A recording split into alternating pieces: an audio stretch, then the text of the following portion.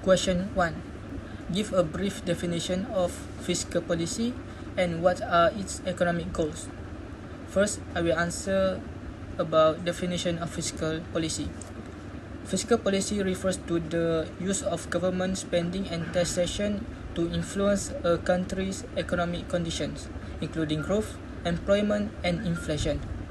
It is a key tool for stabilizing the economy and achieving sustainable development. The next is answer for economic goals, which is first, promote economic growth. Fiscal policy aims to stimulate economic growth through increased government spending on infrastructure, education, and public service. Second, control inflation. By adjusting taxes and government spending, fiscal policy can manage demand and prevent inflation from rising too high. The next is reduce unemployment. Through increased spending or tax incentive, fiscal policy can create jobs by encouraging investment and increasing domestic demand. It helps to address the challenges posed by slow domestic demand in Malaysia. The last one is maintain fiscal sustainability. Fiscal policy aims to manage government debts and deficit. Reducing fiscal deficit and maintaining investor confidence are critical goals to ensure financial stability and long-term growth. For question number 2, how do expectations about the future by household and businesses affect the effectiveness of fiscal policy? So for household expectation in positive, if household believe that fiscal policy will improve the economy in the future, they will increase their consumption. So this will lead to higher aggregate demand and making the fiscal policy effective. For the negative expectation, if household expect policies to result in higher future tax, they will save rather than spend to prepare for the future. So this reduces the effect of fiscal policies. For example, if the government reintroduce GST, the household might expect higher price for the goods and services. So they will reduce the policy effectiveness. So for the business expectation, in positive, if business expect the fiscal policy to encourage long-term economic growth, they will increase the investment in anticipation of higher demand and profits.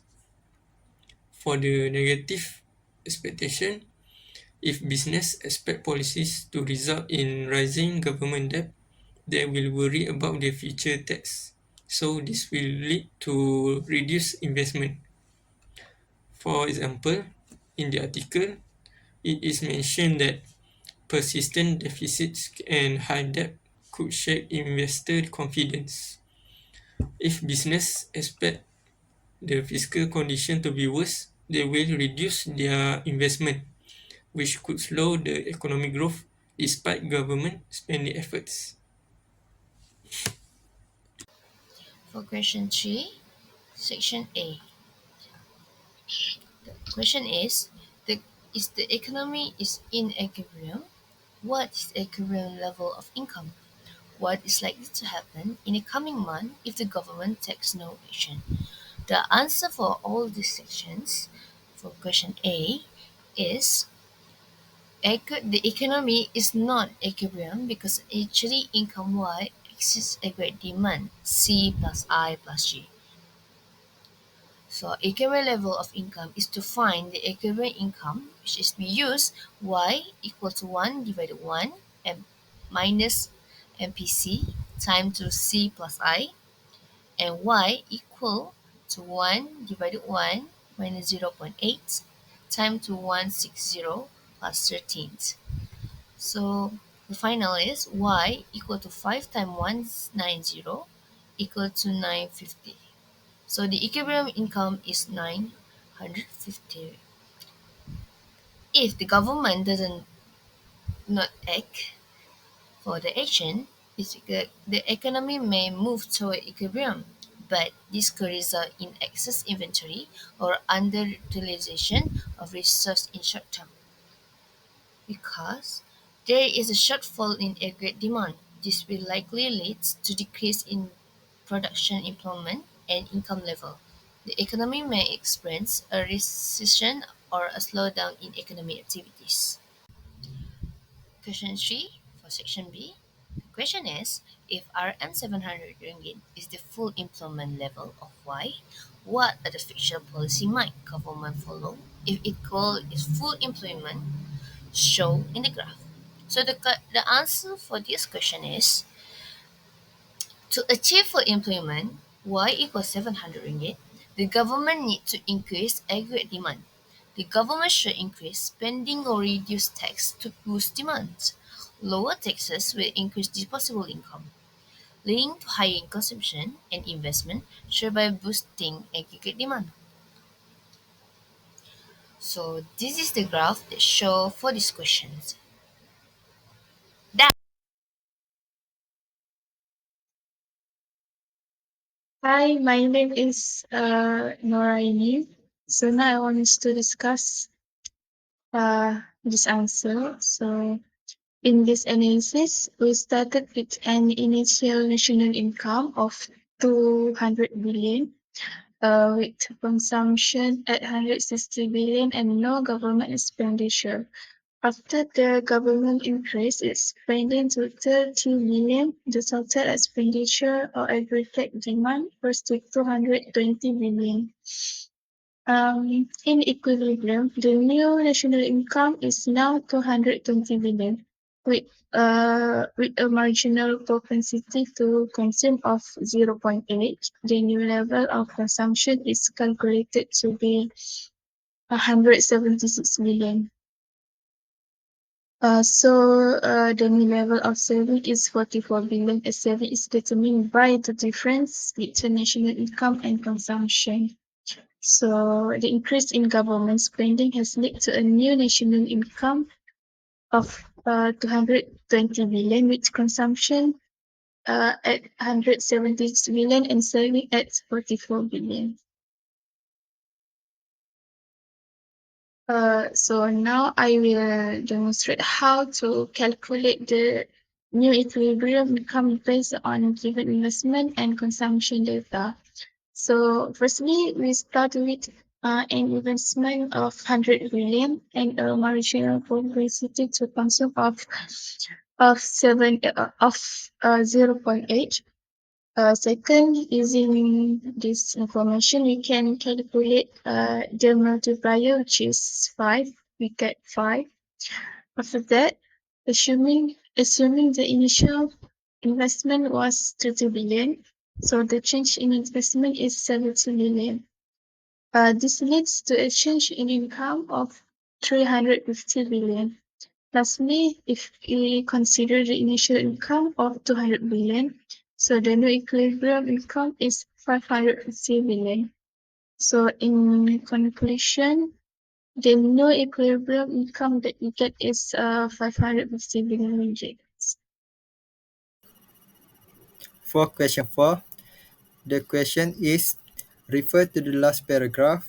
He at moderating export, normalization of domestic demand, inflation and high cost of living, and the lag effect of interest rate hikes will weigh on domestic economic growth. Based on your opinion, explain all the factors listed in the paragraph effect to economic growth. The answer is, in my opinion, moderation of export will reduce global demand. The demand for Malaysian goods such as palm oil, crude oil, natural gas, and electronic products may decrease due to a global economic slowdown. This will reduce export revenues and weaken GDP growth. Next, high inflation and cost of living will affect erosion of purchasing power. Rising price of essential goods and services reduce household purchasing power. This leads to lower spending on non-essential items, weakening economic growth.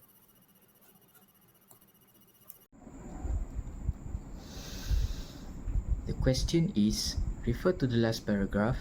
He added moderating exports, normalization of domestic demand, inflation and high cost of living, and the lag effects of interest rate hikes will weigh on domestic economic growth. Based on your opinion, explain all the factors are listed in the paragraph effect to economic growth. The answer is first, normalization of domestic demand. Domestic demand, which includes consumer spending and local investments, is another critical driver of economic growth. When demand normalized, it indicates a return of pre-pandemic or more stable spending patterns. While this might be a sign of economic stability, it also means that any temporary boost in spending caused by stimulus measures or pent-up demand has faded. As households spend less on goods and services, businesses may see slower sales growth, leading to reduced production and investments. A decline in domestic demand can significantly weigh on economic growth as it reduces the flow of money within the economy and affects sectors such as retail, services and construction. For the second part is lag effects of interest rate hikes. Interest rate hikes are implemented to combat inflation, but they have delayed or lagged effects on economic activity. Higher interest rates increase the cost of borrowing for businesses and individuals, discouraging spending and investment. For businesses, this means delayed expansion plans, reduced hiring and slower capital investments, which are essential for growth. For households, higher loan repayment costs on mortgage, credit cards and personal loans limit disposable income, reducing spending on goods and services. These combined effects take time to manifest but eventually slow down economic growth by reducing both consumer demand and business investments. Thank you.